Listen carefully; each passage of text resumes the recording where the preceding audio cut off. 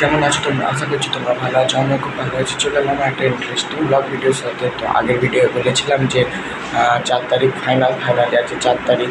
তো মোহনবাগান আর মুম্বাইয়ের খেলা, তো বলেছিলাম যাবো, তো যাবো কিন্তু টিকিট কনফার্ম হয়নি। তো ওখানে গিয়ে টিকিটটা কিনতে হবে।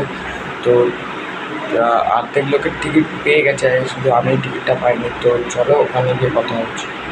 সে যাবো এখন কিছু ঠিক হয়নি। তো ডাইরেক্ট ওখানে গিয়েই কথা হচ্ছে কিসে যাবো বা কী করে যাবো, ওইসব কিচ্ছু বলা যাচ্ছে না, কারণ এখন ঠিক নেই। তো যদি এসে হবে এখন 11:30-12টা বাজে।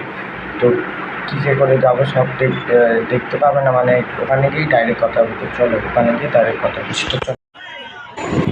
তারপরে কিন্তু এখানে ব্ল্যাকের টিকিট বিক্রি হয়, আর এখানে টিকিটটা কিনতে এসেছিলাম, আর টিকিট কেনা হয়ে গেছে। তো চলো স্টেডিয়ামে মানে ভেতরে ঢুকে কথা হচ্ছে। তো চলো। তারপরে কিন্তু আমরা স্টেডিয়ামে ঢুকে গেছিলাম, আর ঢুকেই দেখছিলাম সবাই প্র্যাকটিস করছিল। তো চলো।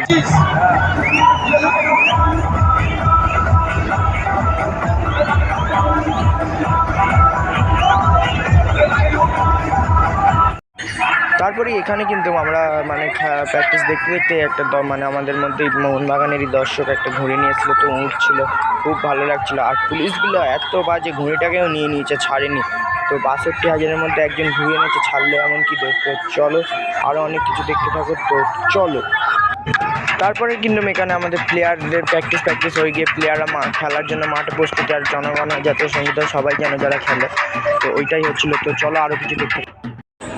তারপরে কিন্তু খেলাটা শুরু হয়ে যেতে যেতেই আর একটা গোল দিয়ে দিয়েছিলো, ওই জন্য সব গ্যালারি সহ নাচছিল।